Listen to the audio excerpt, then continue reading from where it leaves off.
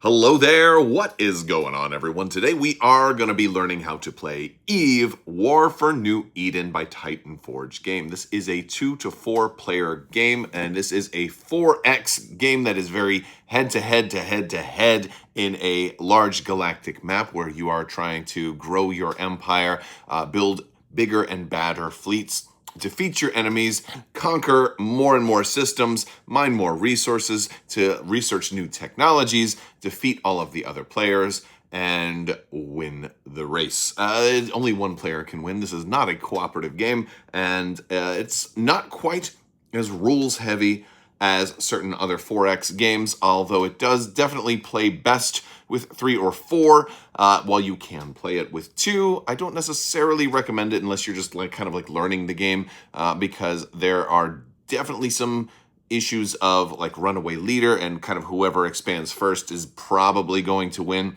and you need that third and fourth player to sort of prevent a runaway leader situation. Although you can play it with 2, I will definitely recommend 4 players for this game. But with that being said, let's walk through how you play Eve, War for New Eden. Now, the first thing you're going to do is set up. This does require a rather large table area. I have this set up for a 4-player game right now, but the rulebook does have different map setups for 2 and 3-player games. So set the map according to the rulebook that matches your player count.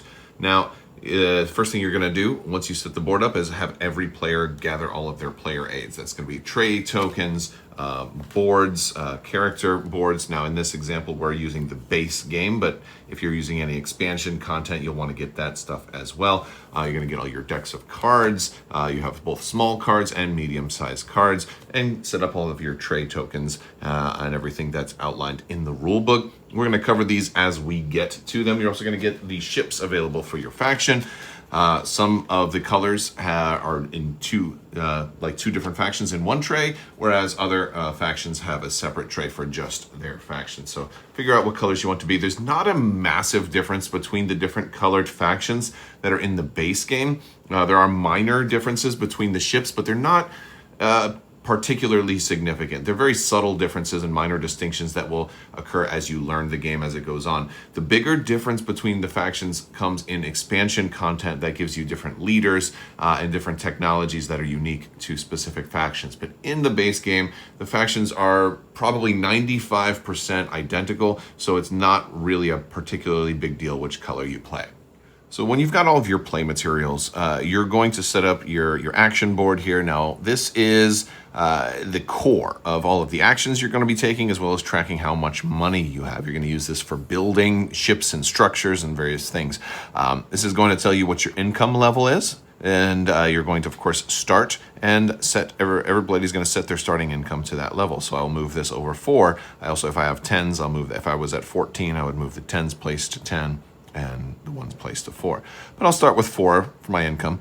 Build is the number of build points I'm going to have. Well, more on that when we get to actually building things. Which we do from a build action. Research, more on that when we talk about research, which is going to be what this top board is for. This is all about research and technologies in your developments. So that's how you learn new things and become a stronger and more advanced society. We're also going to have free actions down here. These are our available actions that we can take each turn, but we're not limited to only 3. We can potentially take 4 or even 5, but those come at a cost.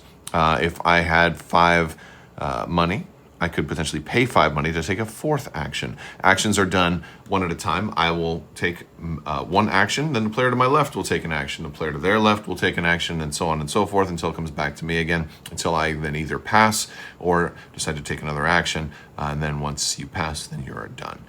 So it's a way to get maybe up to 5 actions per turn at cost.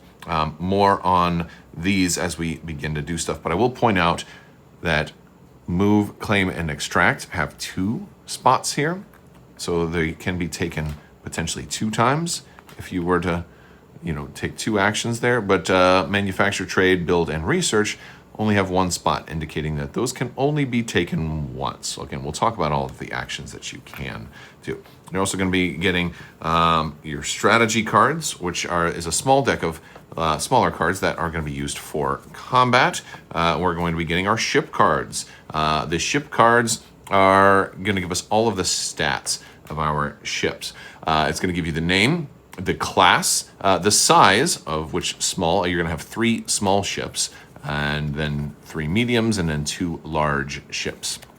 And those, of course, are going to reference the small, medium, and large ships that are in your ship tray. And of course, the bigger they are, the cooler they look. So of course you want to have big, larger ships in there. But you'll start with only the ability to have small ships. You'll start with your 2 frigates in play in one of your home systems. We'll set that up and talk about the map here in just a minute. This is all of the stats that your ship is going to have. Difficulty is basically how difficult this ship is to hit. Attack is how many dice it rolls when it attacks. Support is how many dice it can roll if it's not leading an attack. More on that on combat. Reduction deals with how much, basically it's like an armor stat. HP is how much hit points it has, and speed details how fast it moves or how many hexes it can move. You're also going to have some specialty stats down here at the bottom, but these you're going to have green, blue, and red with different symbols. Those are going to detail your offensive systems, defensive systems, and utility systems. So in the case of green, for the 1 here indicates you must have utility systems level 1 unlocked. That's something you're going to do through research. So let's talk about research. This is your active development bar, right? Your research bar. This is going to go on top of your action bar, just like so. And at the start of the game, you're going to take this very, very large development deck. And these are your faction developments. Now, we're just going with the base game right now, but again, there are additional faction development cards that are for some expansions that can make this even bigger. This is probably the most difficult part of setup, especially if you are a new player, because there is a lot of cards in here, and it can easily be information overload, or even lead to analysis paralysis. Like, what should I be looking at trying to do? All right. For example, I could research an intelligence network. This cost me 3 research points, which is not too bad. It has the diplomacy category, and once it's researched, I'll have this ability. It says every time another player uses an event card, I get to gain 2 money. So these are, just passive. Some of them are passive bonuses. Some of them are actions that you can use during your turn and do things. Some of them are technology unlocks that will unlock different things. Like, for example, the ability to be able to build larger ships, the ability to unlock technologies. So this is a common one, offensive systems tier 1. It unlocks the 1 red abilities on all of your ships and allows you to replace this card in your development track. So at the start of the game, you'll go through all of these, and you'll pick 4. You'll choose them. I'm just putting 4 down here at random, but they'll go face down. You can look at them, but your opponents won't know what you're developing. And as you get research, which is one of the things that will happen at the end of the turn, based on your research number, you'll put research tokens on these. And once you have enough to unlock a card, so for example, this one has 6. So if I had 3 on there, I would just keep 3 research tokens on there. But once I had 6, I would flip it over and I would earn that technology. If I were to research medium hull, I could then put a little marker in there to remind myself that now I have the ability to build medium ships. If I had researched offensive systems tier 1, boom, I would then have offensive systems tier 1 enabled, and then all of my ships that had a little red 1 on them like this, then this would be eligible to, new abilities in combat, and not lots of cool things. And offensive systems tend to be offensive abilities. Defensive systems tend to be defensive abilities, and utility systems do other cool things that are neither offensive nor defensive, but excellent, usually like debuffs or things like that. You must have the tier 1 before you get the tier 2.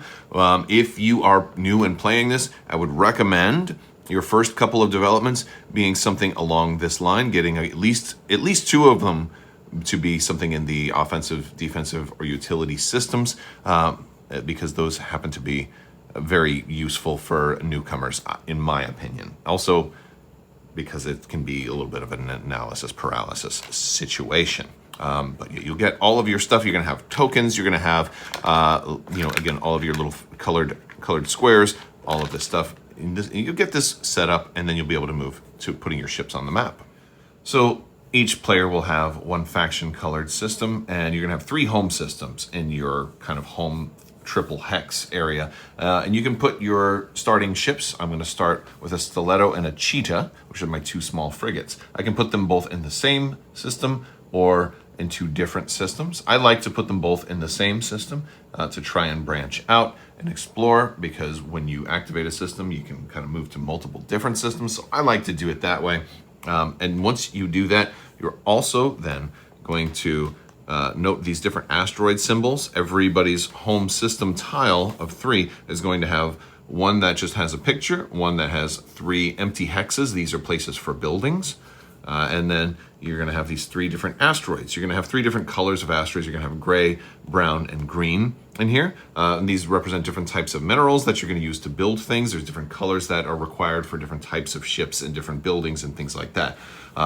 So you're going to start with those. You're going to choose one that you want, and you're going to put these lock tokens that have like a little unlock symbol on them over the other 2. I know that green is usually used for like medium ships. I'm going to say I'm going to cover up the gold or the green here, and I'm going to leave the sort of the gray available. And then I will take the matching mineral card. This is for titanium. So I'll take one of those, and this is going to be like a currency that I can then keep and then use in addition to pay costs to build ships. So I'll do that. Now you can pick whichever one you want to be the one that's unlocked. When whichever one you pick, you'll gain that card at the beginning of the game. You are then going to get 1 event card, and then you'll get 3 mission cards, and you'll be able to look at them, keep 1, discard the other 2. So at the end, you'll be left with 1 mission and 1 event card. Every player is going to do this. Event cards are going to be cards that you can play at. They'll tell you when they can play. It might be a reaction. It may be something you play on your turn that does something cool, but these add some neat tips and tricks and flavor to the game that make every game a little bit different. Missions, on the other hand, are going to be ways for you to score victory points. So if this one, for example, if I claim a system that's controlled by another player, I'll get 2 victory points, or that player loses 2 victory points. Now, the important thing about missions is, well, they're a way to give you victory points, and you'll be able to look at your opening 3, choose the one that best fits your current play style, and then pick that one. The first player to get 10 victory points is going to win the game. Now, there are other ways to get victory points, and we'll talk about that, but missions are a nice way to kind of put you over the top and spiral you towards the lucky number 10.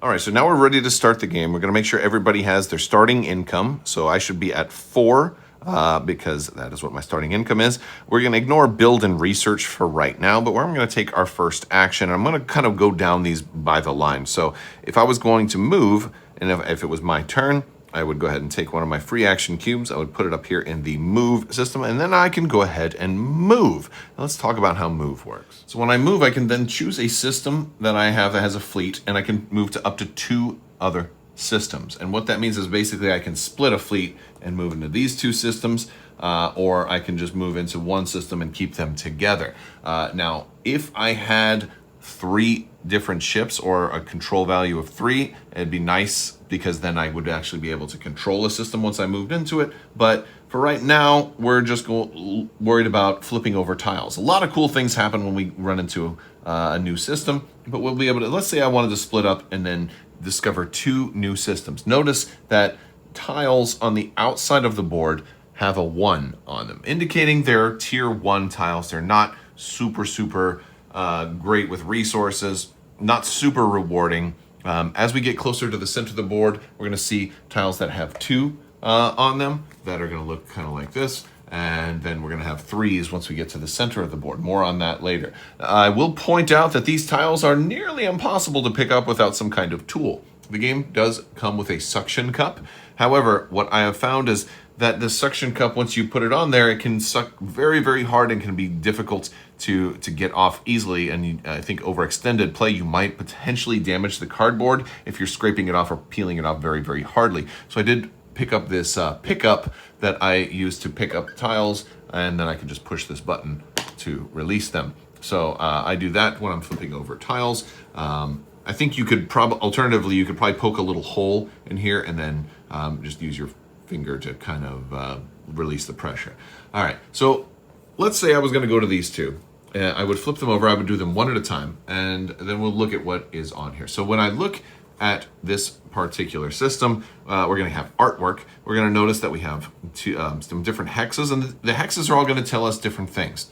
They're going to tell us, for one, if we have this symbol in here, we get discovery. And so this is a fun thing because there's a bag full of discovery tokens that have all kinds of rewards, and you're going to draw a token from there, and you're going to get whatever random rewards there are. And that's a very, very fun thing. If you happen to go in with one of your frigates, like in my case, the Cheetah, and everybody has one of their frigates that does this, when you reveal an unexplored system and if you draw a discovery token, you can pick two and keep one and put the other one back.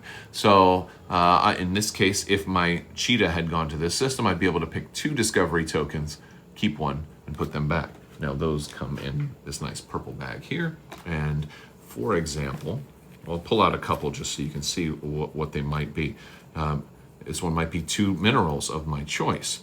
This one might be 5 money. Right, 5 money, or a research. This is a way to put extra research tokens on those faction development cards that you've got. There's all kinds of little bonuses in here, but once a token is pulled out of here and used, it goes into sort of a discard pile. It doesn't go back in the bag. The only ones that go back in the bag are if you're able to pull 2 and then select one and put the other one back. So that much is cool. We also have a asteroid section. So in this case, we'll also pull an asteroid from the asteroid bag. We also have an asteroid bag with asteroid tokens, and we'll pull that out and we'll get a random asteroid, which will go on there. In this case, it is a gray, the same color that we already have, which is that's like a light brown actually. But they can be, some asteroid tokens have 2 different ones. Some asteroid tokens are red, which is a more rare one, which you can use for large ships. So you're going to have kind of a random luck on what asteroid token is going to be in there.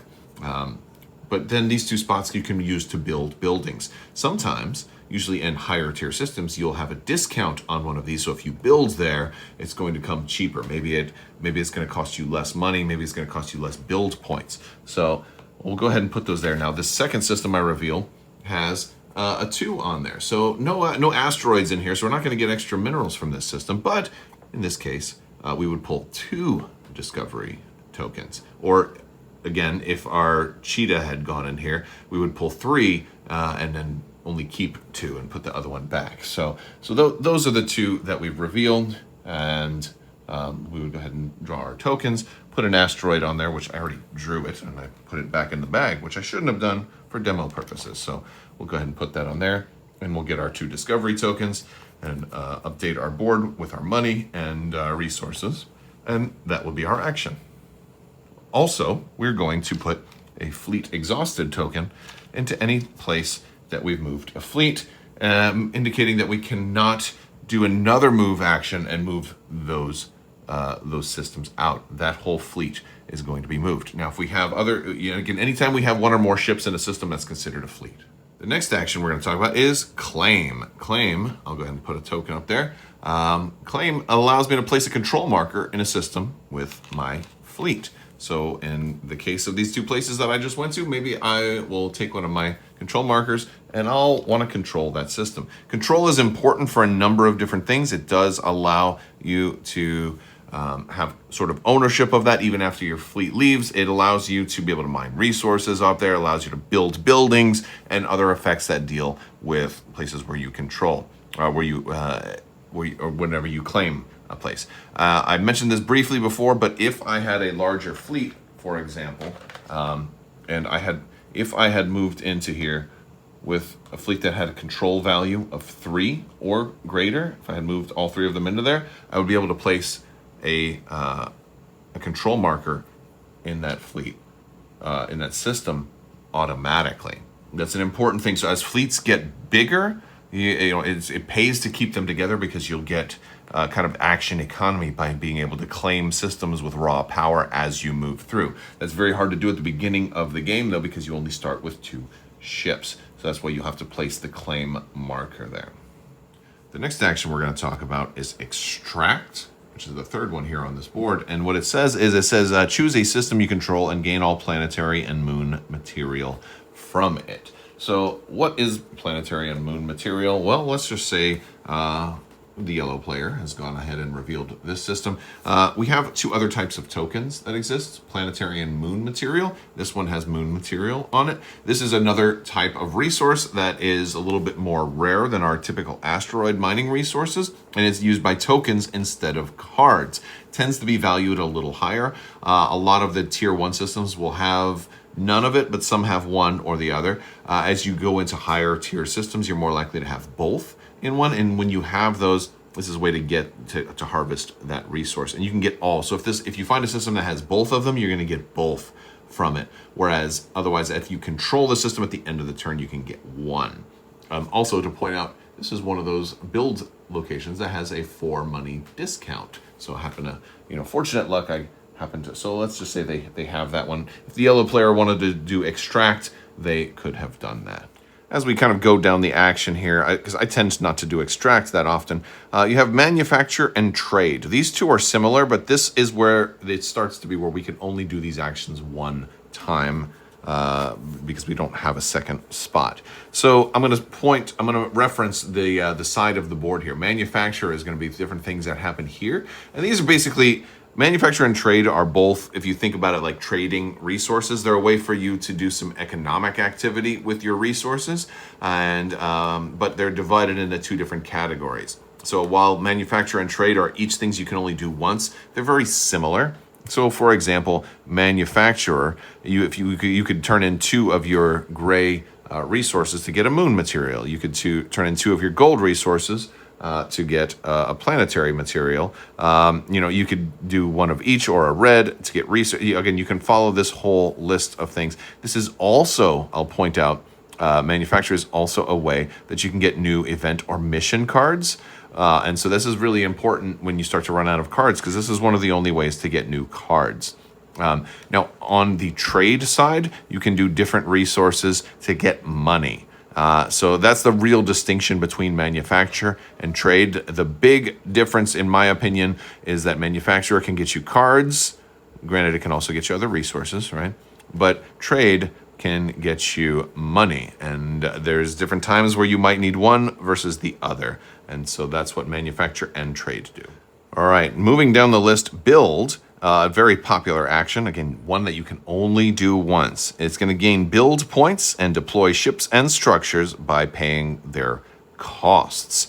Now, there's a couple of limiters here. There's limiters because you're going to be limited by build points. Typically, you only have 6. There are development cards that can increase your build points. There are tiles that will have a reduction in build points because, well, buildings are expensive. For example, you have 4 different types of buildings that you could build. We'll talk more about those here in a minute, but you also have ships that you can build. Your buildings cost 5 build points each. So early in the game, if you're building a building, you might build 1 small ship also, but buildings cost gold materials. By the way, gold materials are referenced here by this pyrite card. So while I call it gold, it is also technically called pyrite.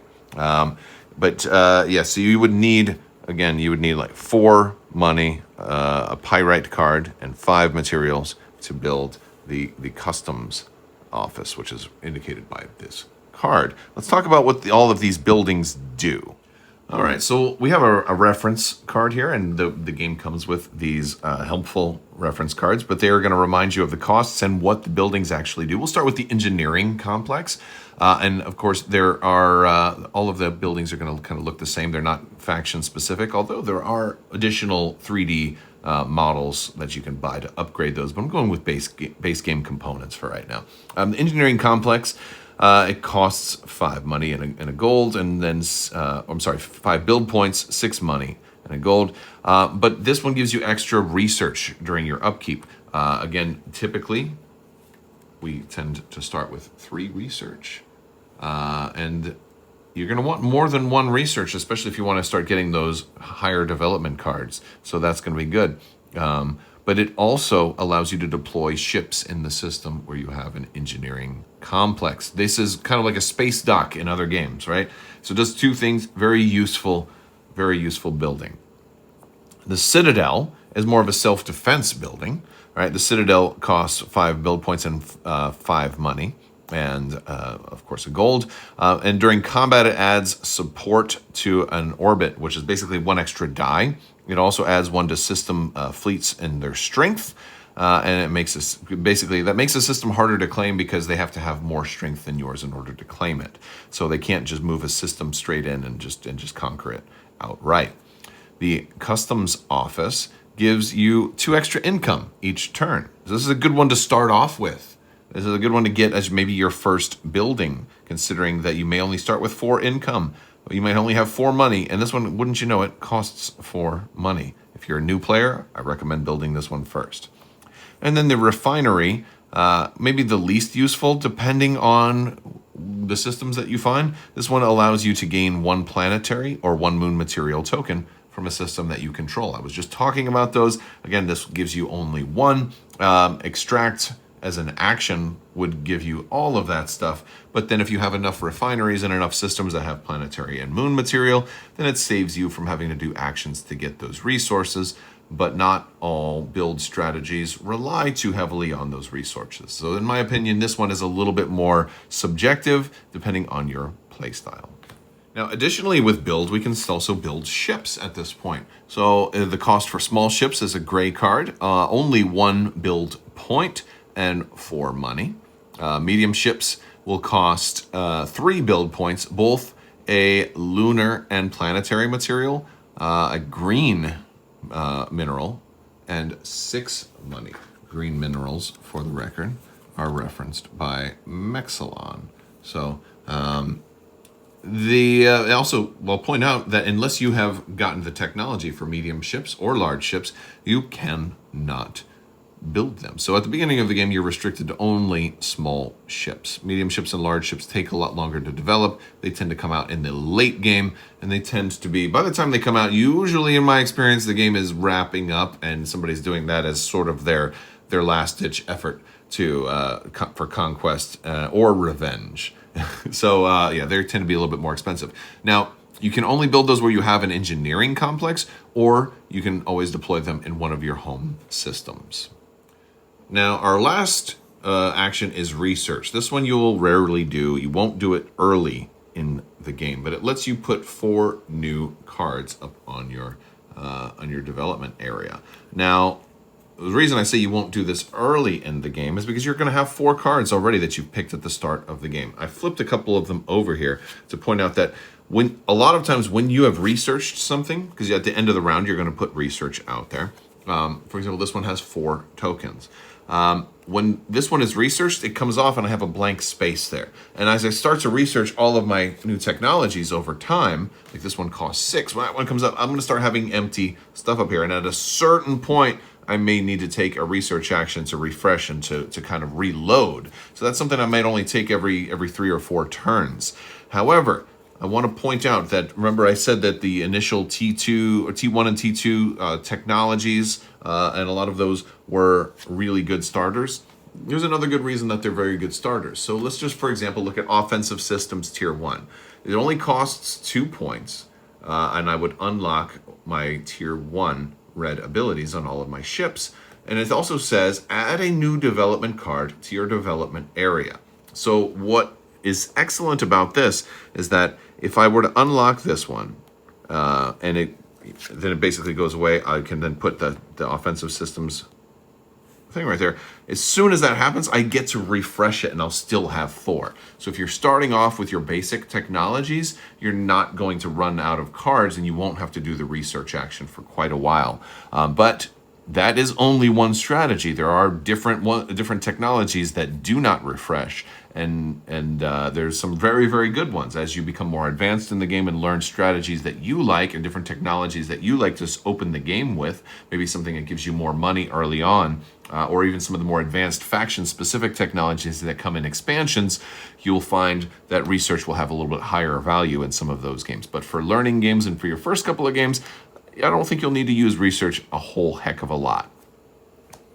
So after I've played all of my actions, suppose I've built a customs office in that system that I've claimed, I will then we'll move to the end of the round after everyone has passed, and we'll begin to do certain things, referencing things like research and doing our income and starting to get ready for the next round. One of the first things we're going to do is we're going to refresh our actions, and we're going to put those down there. Now, if I had a lot of money after everybody else had passed, I could maybe spend 5 to take another action or to do something else. And if you're trying to go attack somebody, that's definitely something that you can consider doing. But let's talk about what happens at the end of a round. So at the end of the round, we're going to also then get all of these fleet exhausted tokens. We're going to pull all of those up after we've gotten all of our action cubes off.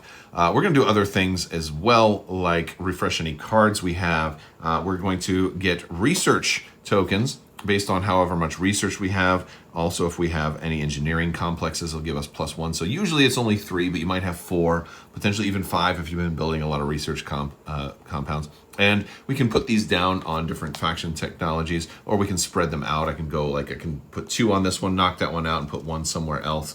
We're going to put all of those down towards getting more technologies. We're also going to income. If our base income is just 4, we're just going to move up 4 from where we were on our board. So I'll go here, but you know what? I built a customs office, so I'll actually gain 6. So I'll go up there, and again, I'll refresh any cards that I have. But we're going to get our technologies done. We're going to pull those tokens back. We're going to pass the first player token, and then we're going to get ready to start another round. Now, before we start the next round, we also have to earn victory points. I did mention that victory points could be earned from missions, but they are also earned during the domination step of the end of each round. Now, there are 3 different ways that you can earn a victory point at the end of each round. The first is the easiest, and everybody can get this one, but this is the only one that everybody can get at the same time, and that is you can earn a victory point if you control at least 5 non-home systems. So if you've expanded, you won't be able to do this on the first round. It takes usually at least 3 rounds before you can have laid claim to 5 different systems that are not your home systems. That means you do have to have your control marker in there. So again, having ships there does not count. It has to be your control marker. So usually you have to move your ships in, then place your control marker. And if you've got 5 at the end of the round, you're going to get a victory point. Everybody can get that one. The next 2 are only one person can get. Now, the next one is whoever has the most systems that are non-home systems. Whoever has the most. It has to be a clear winner. It can't be a tie. If there's a tie, it goes to nobody. And you have to have a minimum of 5 on top of that. So if you spread out to 2 and everybody else went to 1 at the end of the first round, it does not matter. You have to have at least 5, and you have to have the majority. This is an early reason to expand very, very quickly, because if you're the first person to hit 5, you might get you might be the first person to earn the first victory point, and you might be the first person to earn the second victory point, because if you have a clear majority. The third one is whoever controls the tier 3 system in the exact center of the board. There is one tier 3 system in the exact center, surrounded by a couple of other tier 3 systems and tier 2 systems, but there is exactly one center tile. If you control the center, you get a victory point. Now, in a 2-player game, the map is structured slightly differently to where there are 4 tier 3 systems and there's not an exact center. So if you are playing 2 players, it's the player who has the majority of the tier 3 systems. Again, no points for ties. So again, this game doesn't really like ties. It's all about, you have to be kind of dominating. That's why they call this step domination. But if you were to expand to the middle very early and had the most systems, it's very possible, if you had early expansion, that you could get all 3 victory points at the end of a round. And then you have to hold on to all of those territories if you want to continue to have that majority and get 3 more points at the end of each round. Again, the winner is the first person to get 10 points. So if you can get 3 points in a round and maybe play a mission card also, you can potentially fast track to victory. Now, I want to fast forward to a couple more things as we get into slightly more advanced parts of the games. Unexplored systems require higher speeds in order to break into, so you might not be able to take your big ships into a speed that are only speed 2 into a tier 3 unexplored area. However, once it's been explored, then you can go in there. So I might have to go in there with my fast small ships to explore it initially, which would leave it vulnerable to potential counterattack.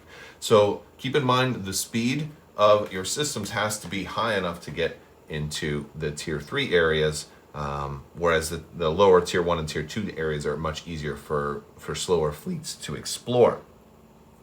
That being said, if you were to move into a system that had enemy ships in it, like if then yellow decided to move in here and take out these two guys, we would then have to have a combat. And what better time to talk about combat? So what we would do before we have a combat is we would take all the ships in the system, we would set up a combat board, we'd mark the system with a combat token as we put everything over here so we know which system they came from, so then we could go back to that system. Now, one of the first things we would do is we'd pick a strategy card. Now, I did mention we have all these strategy cards here. Now, all of these can be used only once per game, with the exception of neutral formation, which has no extra effect. Any of the rest that we use that have all different types of effects are going to do different things, but we're going to play them face down. But then once we play them, they kind of go back to the game box, so you won't be able to use them again this game. But we'll go ahead and choose those in secret. So it'll be red versus yellow in this case. Now, combat is only going to go for 3 rounds. At the end of the 3rd round, if there are no ships remaining on one side, or if it happens before the end of the 3rd round, combat will end. There will be a winner. Then the winner there'll be some victory points and all of that. And there'll be some provisions for the loser. There's even some nice things about losing potentially. But at the end of the 3rd round, if there are still ships remaining, the loser has to retreat. They have to go back to either the system they came from or a friendly system. They can't go to a place that's unexplored or that is controlled by another player or where there are enemy ships.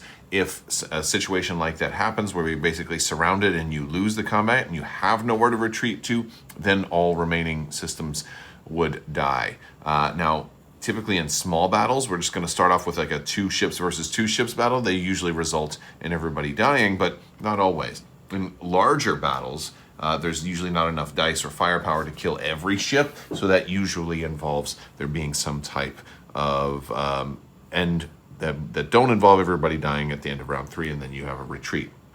Also, at the start of the 1st round and every round thereafter, players can choose to retreat. The attacker, and then the defender can choose to retreat. If a player chooses to retreat, the player will not roll dice. They will not attack, but they will get +1 to their difficulty. Let's talk about the cards here a little bit. I talked about these earlier. However, in addition to the name and the type, small ships can only go in the small orbit. So I'm going to put all my ships down here in the small orbit. Because we're going to start off with just small ships versus small ships. Difficulty 3. This means how many aim results we are going to need. We'll be rolling white dice in the small orbit. White dice tends to have a little bit more aim results on them. Think of those as accuracies. You need to have enough aim results to meet or beat that difficulty in order for any of your damage to matter.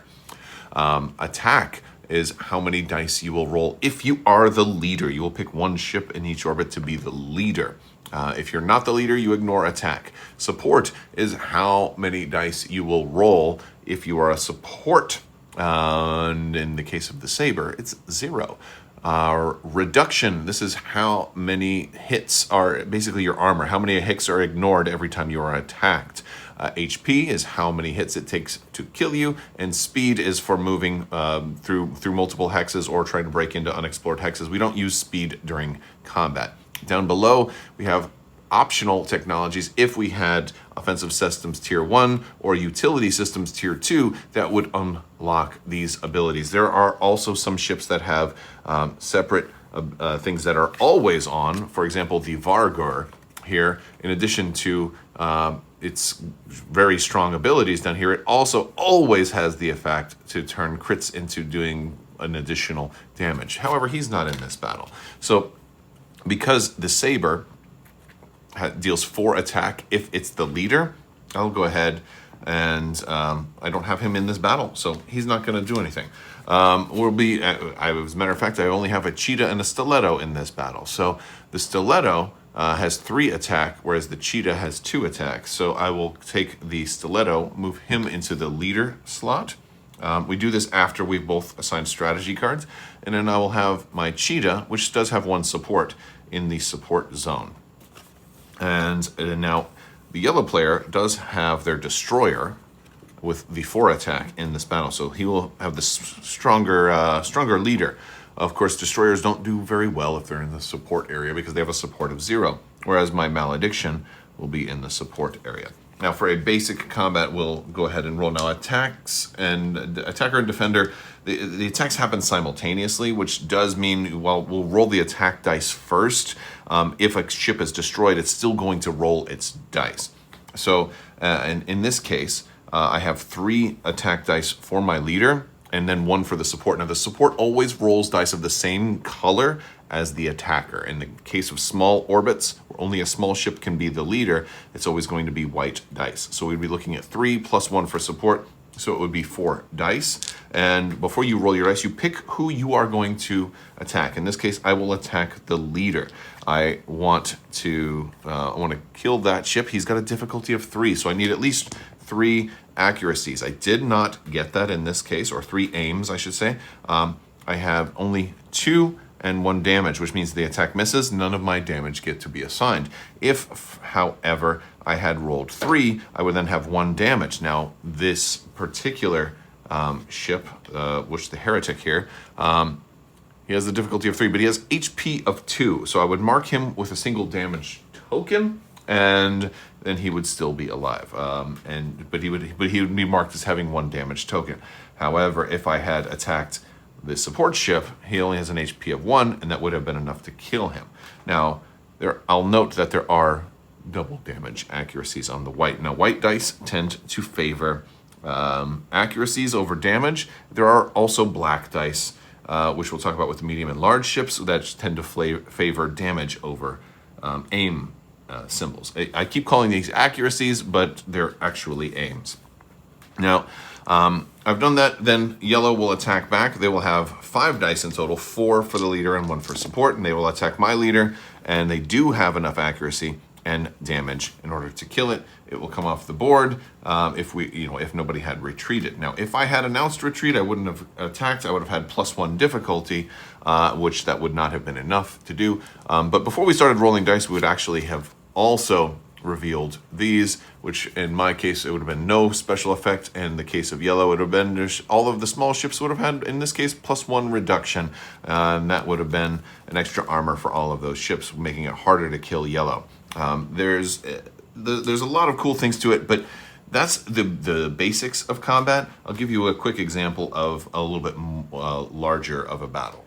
So if I came in with a large, a medium, and then 4 smalls, the important thing to note is that only a medium can be a leader in a medium orbit, only a small can be a leader in a small orbit, and only a large can be a leader in a large orbit.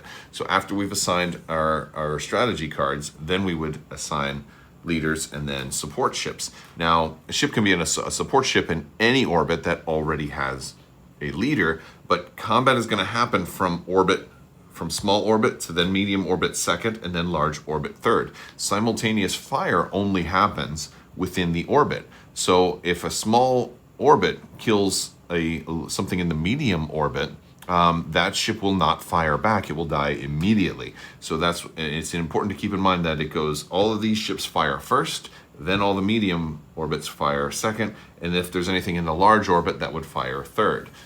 It's not super common to have all 3 totally filled up, at least not until late game, but it can happen. And so if it does, you'll be going from small to medium to large, although there is one strategy card that somebody could play which things would go in reverse. So it's important to keep in mind with that. In this case, let's go ahead and say I assign a destroyer, and then a medium, and then a large here. And maybe I want my small ships all to support the medium orbit, or maybe one of them will support the large orbit. And over here, I only have a large with no support, maybe a medium there, and I want all my support ships down in the small orbit so I can try to take advantage of that early attack. right?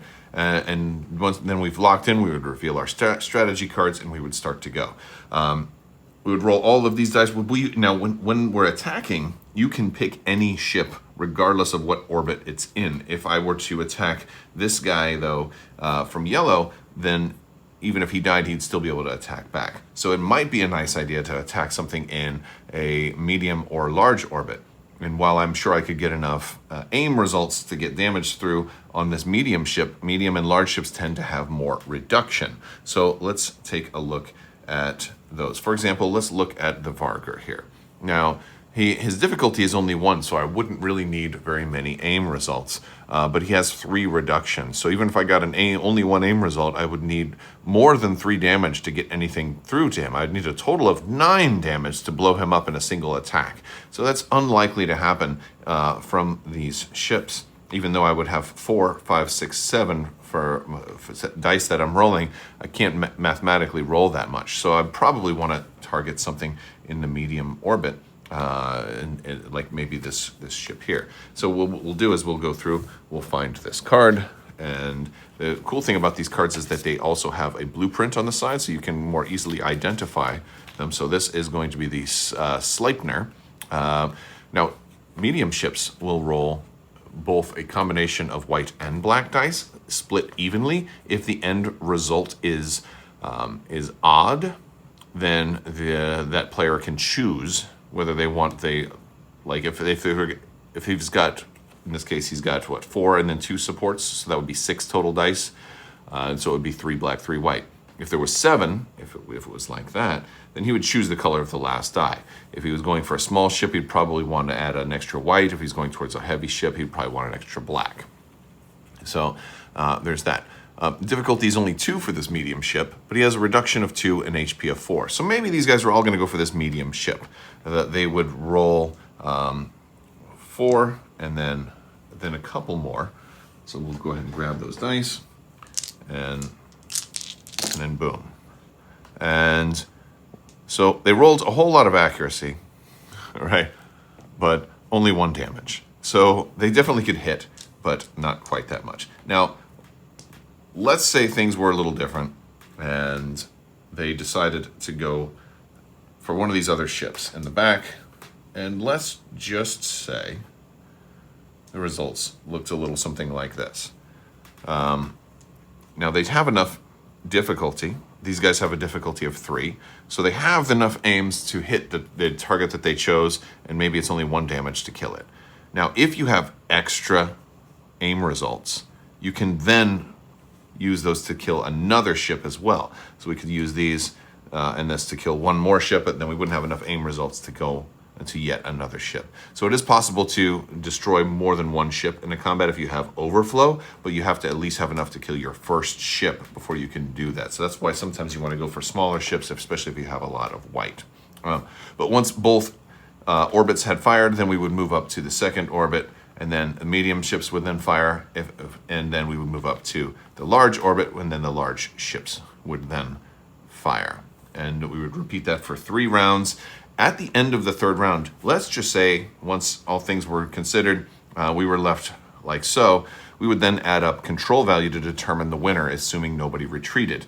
Large ships have a control value of 5, medium ships have a control value of 3, and small ships have a control value of 1. Whoever had the higher control value would be the winner. The loser would then have to evacuate. So after the fight is over, there is a rewards step. So in addition to having to place fleet exhausted tokens if you've had to retreat and all of those things, but you will also gain a victory point if you were the attacker and if you won. So if you attack and win, you gain a victory point if you had destroyed at least 1 ship during that. If you attacked and it was a stalemate and you just won by having the most fleet strength, it doesn't count. You have to destroy at least 1 ship, which typically isn't hard to do.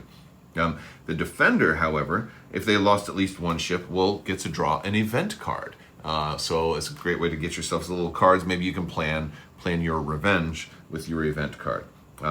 Now, both sides also get reparations for any ships lost. They get an event card on top of, if you lost, you already won, but you get an extra event card for both sides for every 3 strength of ships lost. So if you lost maybe a medium ship and 3 small ships, you might get 2 event cards. And if you lost the battle on top of that, of course, you get a third. So it's a way to get a whole bunch of extra event cards, which is a pretty cool thing. So, but that's another way that you can push towards those 10 victory points, is through overwhelming force, trying to go for a couple of combats at key points, not only denying your opponent from getting, controlling the middle or having a majority of systems, but also scoring points from the combat itself. All right, this has been a look at how to play Eve War for New Eden. Let me know your thoughts in the comments section below. If you like what you see here, I'd love to have you stick around. Check out some of my other videos, unboxings, and more content for Eve War for New Eden coming up soon, especially a very, very large unboxing of a crazy large option to play this game. All right, that's going to do it for today's video. I want to thank you all so much for watching. Big thanks to my patrons. You guys are absolutely amazing and help make this whole channel possible. I will talk to you later. May the force be with you. Live long and prosper. Be excellent to each other. Party on, dudes. So stay we all, and always wash your socks.